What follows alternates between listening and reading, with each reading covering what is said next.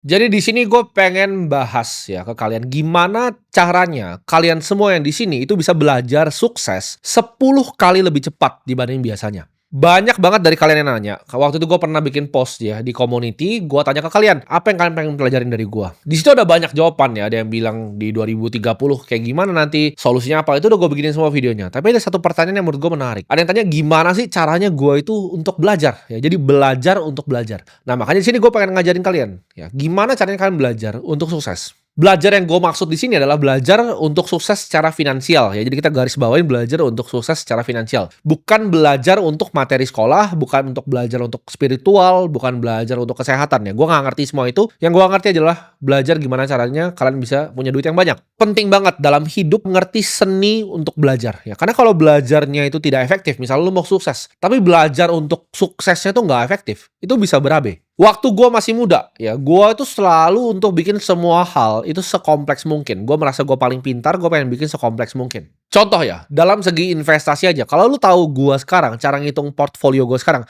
itu jauh lebih sederhana dibanding cara gue dulu, zaman dulu awal-awal mulai ngitung. Gue itu kalau cuman zaman dulu ya, zaman gue masih di saham, gue beli yang namanya index fund, itu gue macam-macam. Gue pakai five factor model ya, gue pakai Fama and Friends five factor model, gue factor tilt indeksnya.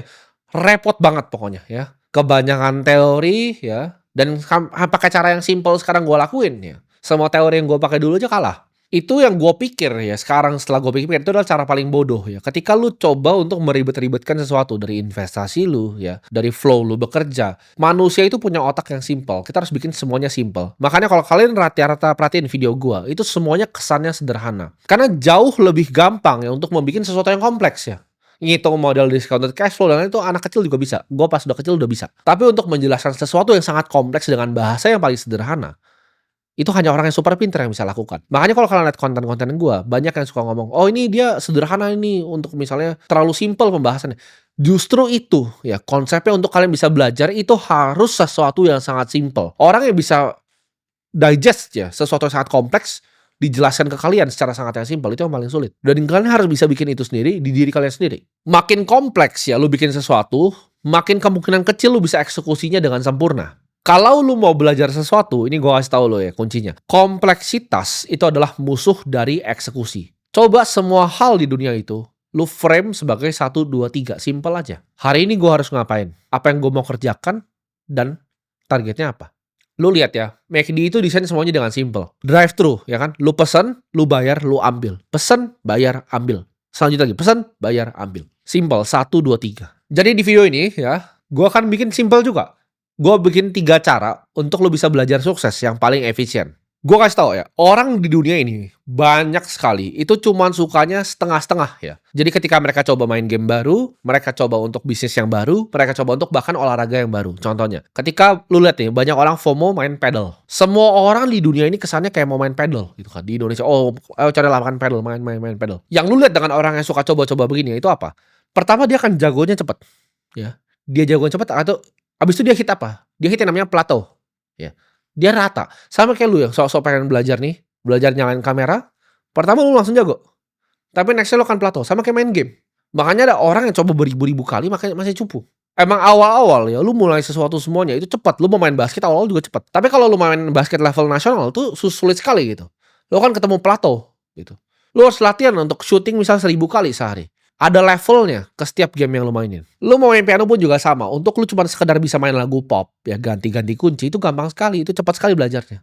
Tapi lu kalau mau main improvisasi yang sulit, lu tidak dilatih secara klasikal, lu main jazz pasti berantakan nanti. Lu nggak punya fundamental basis yang kuat. Gimana caranya jari lu bekerja di atas pianonya. Dan ini yang dilakukan sama 99,9% orang di dunia ini. Mau itu bisnis, mau belajar untuk sukses, mau belajar main basket, mau belajar main piano, semuanya seru dan gampang di awal. Tapi ketika udah mulai sulit, mereka nyerah.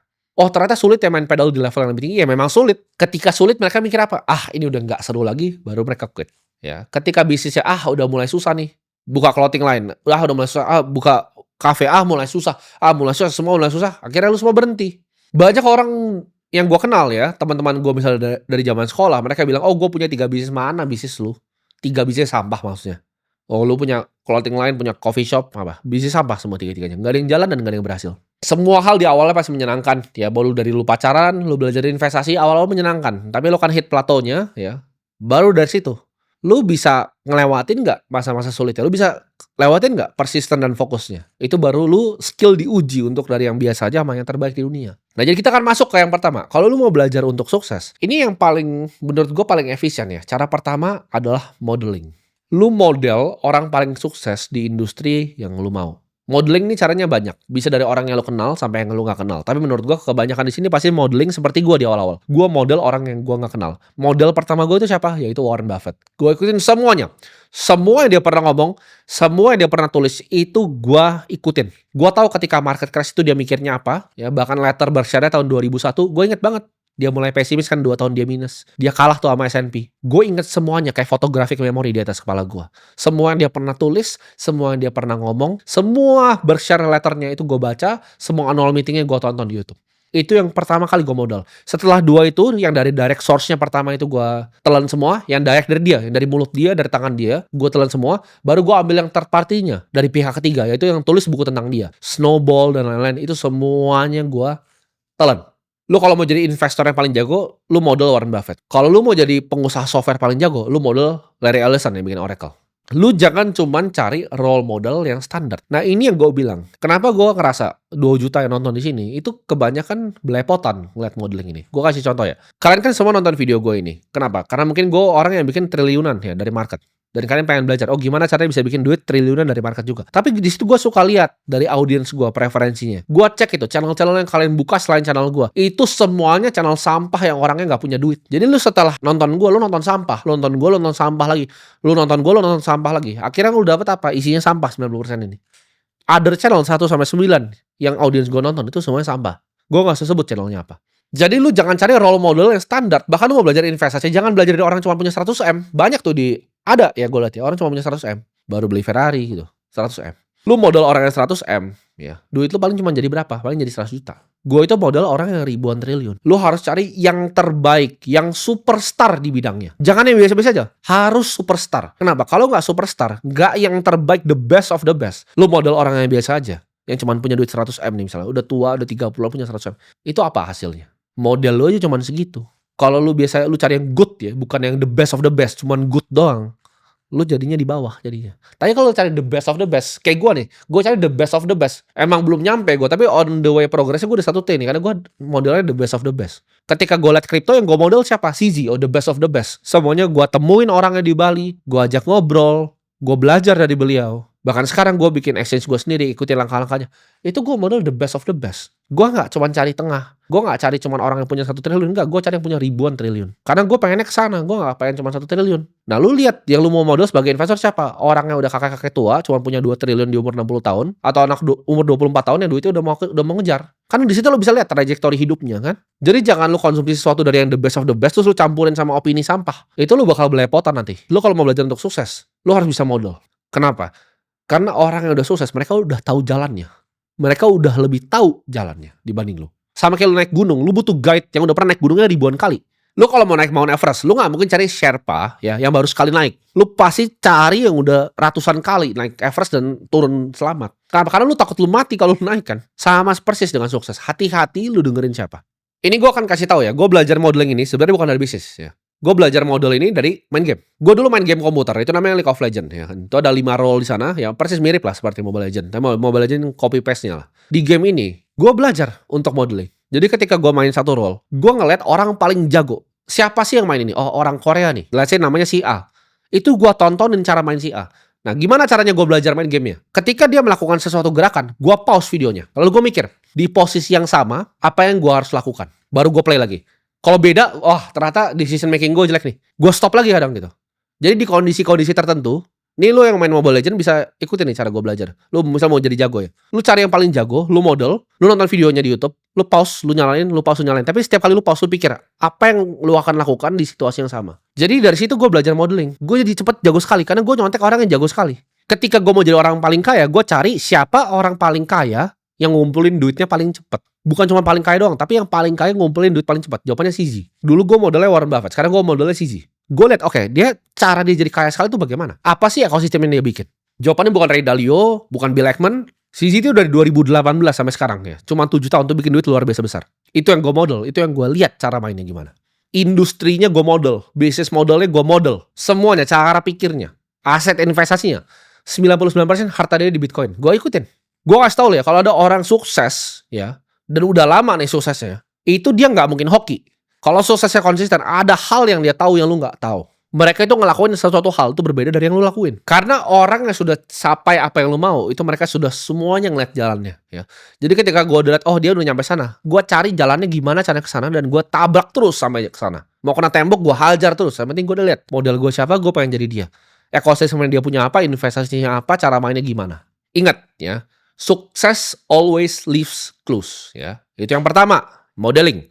Yang kedua, reiterasi. Nah ini banyak banget yang salah ya, reiterasi sama repetisi. Orang bilang, oke kalau lu mau ulang terus, lu pasti akan jago. Menurut gue ya, yang bikin teori 10.000 jam itu adalah orang bodoh. Enggak ya. Jawabannya bukan 10.000 jam lu nyoba sesuatu. Tapi lu reiterasi, lu jadi lebih baik lagi. Bukan cuma repetisi, repetisi itu ngulang. Repetisi itu bukan mother of all skill. Reiterasi. Ini gue koreksi nih orang yang bikin 10.000 jam itu. Gue kasih contoh ya, di game gue sama. League of Legends tuh sama Mobile Legends, jadi kalau kalian pernah main tuh sama ya, ini Mobile Legends ini apa, game tolol yang nyontek game yang asli. Di game yang asli nih, ketika lu bermain game itu, ya ini gue ngomong semua hal, lu bisa main 10.000 jam dan lu masih tolol tuh bisa. Lu nyangkut gitu ya di level yang sama 10.000 jam itu bisa. Sama seperti basket. Banyak gak anak-anak main di komplek? Mungkin 10.000 jam dia main basket. Tapi cupu-cupu aja terus. Kenapa dia gak jago? Kenapa dia gak bisa main di IBL? Karena latihannya beda. Cara dia pemanasannya beda. IBL tuh ada conditioning. Mungkin yang main 10.000 jam ngasal-ngasal lompat-lompat mendarat ngasal tuh celaka. Cedera cepet. Kenapa dia gak pernah bisa main di levelnya IBL? Dia cuma gaya-gaya dribblenya biar keren aja. Tapi tidak efisien. Gak satu gerakan bisa ngelewatin orang. Dia gak belajar pola yang kayak orang IBL main. Otaknya gak sampai. Ketika dia main di komplek nih jago nih, main lomba, dikasih pola, berantakan. Karena itu cuma repetisi bukan reiterasi. Tidak diasah. Lu trading di market ya. Lu ngasal, lu trading 10.000 jam bisa tetap jadi orang tolol cuman gambar-gambar garis. Tapi kalau setiap trade yang lu bikin, itu lu tulis di Excel. Oke, saya bikin trade ini karena ini. Semua investasi di hidup gua itu gua bikin caranya Warren Buffett. Ada 20 ya. Gue punya 20 punch card di hidup gue. Gue cuma pakai 20 ini. Gue cuma pakai. Ketika gue nembak gede, itu 20-nya gue pakai 19. Seumur hidup gue cuma boleh punya 20 investasi. Jadi gue lihat tuh, bener-bener keputusan gue apa sih? Gue inget, pas gue beli Bitcoin dulu, apa sih yang gue pikirin? Pas gue beli BNB dulu, apa sih yang gue pikirin? Gue tulis itu. Gue beli di harga segini karena waktu itu gue mikir ini. Karena gue mikir waktu itu kondisi makro seperti ini. Jadi itu yang gue pikir terus. Gue nggak ngasal gitu. Ketika salah, gue review ulang. Oke, waktu itu gue mikirnya apa ya? Waktu gue beli ini. Semuanya diulang dan direiterasi sama. Lu main game, nonton reviewnya. Lu jangan cuma main terus nextnya main kalah, main kalah. Kalau lu kalah berarti ada hal yang bego yang lu lakukan. Lu nonton replaynya, oke salahnya di sini. Itu namanya reiterasi. Bukan ngasal main-main 10.000 jam lu jadi tolol juga. Sama kayak bisnis, lu 10.000 jam jadi tolol juga. Investasi sama. Lu 10.000 jam lu ngasal beli ini, beli itu, spekulasi kayak judi, ya lu pasti miskin juga ujung-ujungnya. Reiterasi adalah sumber pelajaran dari semua skill. Jadi penting untuk belajar. Dan yang ketiga ya adalah nyemplung total. Pertama modeling, kedua reiterasi, ketiga nyemplung total. Lu kalau nyemplung total ke suatu tempat, contoh kayak gue 2022 itu gue nyemplung total ke kripto. Gue datengin model gue CZ. Gue datengin semua market maker di dunia. Gue terbang ke berbagai negara. Gue pelajarin tiap kali gue ke negara, bahkan cuma jalan-jalan di Turki aja, gue pelajarin sistem moneternya bagaimana. Gue cari di internet kenapa sih harga di sini naik terus. Apa sih yang bank sentral lakuin sampai blunder begini? Kenapa semuanya pakai Bitcoin di sini? Gue pelajarin terus ya. Selama 3 tahun terakhir hidup gue itu cuma di kripto. Yang gue pikirin dari pagi sampai malam adalah teknologi ini gimana cara merevolusi dunia. Dan bagaimana gue punya infrastrukturnya, gue punya railnya di sini, gue punya fundnya di sini, gue punya exchange di sini, gue punya semuanya gitu. Gue punya dana abadinya, gue punya family office sendiri, semuanya di kripto. Gue nyemplung, gue kasih 100% hati gue ke sini. Kalau lu gak nyemplung 100%, lu cuma setengah-setengah, lu tidak akan dapat hasil yang lu mau. Percuma lu mau modeling, lu reiterasi, tapi kalau lu gak nyemplung full, lu masih setengah-setengah. Lu pasti pengen belajar A, pengen belajar B, gak bisa. Gue tahu ya, opportunity ada AI di depan mata, tapi gak gue ambil karena gue tidak bisa. Ada energi juga di depan mata nih. Gue bisa aja main solar, ya main wind, main geothermal. Gue punya duitnya, gue punya koneksi, gue bisa main. Gue ditawarin sama grup-grup konglomerat paling besar di Indonesia. Ayo main energi bareng kita main. Sabar dulu, gue fokus nih, ya kan? Yang ada meme itu, fokus kripto ya kan. Fokus gue.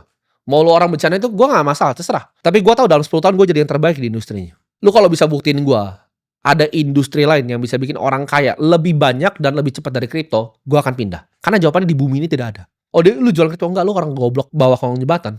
Orang paling cepat dan paling kaya ya di dunia ini, listnya ini paling banyak, Itu dari satu industri kripto, bahkan bukan AI. Perhatikan Sam Altman yang bikin Scale AI semua. Kripto tuh lebih cepat, lebih banyak, lebih kaya. Ketika lu nyemplung, lu akan beli semua bukunya ya. Semua buku tentang kripto lu harus beli. Semua resource tentang itu lu harus beli. Seperti gua. Gua beli semua buku tentang kripto. Semua yang ada, semua. Gua ngomong semua. Dari lu mau Bitcoin Standard yang semua orang tahu, Broken Money Lyn Alden, semua gue beli. Ya, nggak ada buku kripto yang belum gue baca di dunia ini.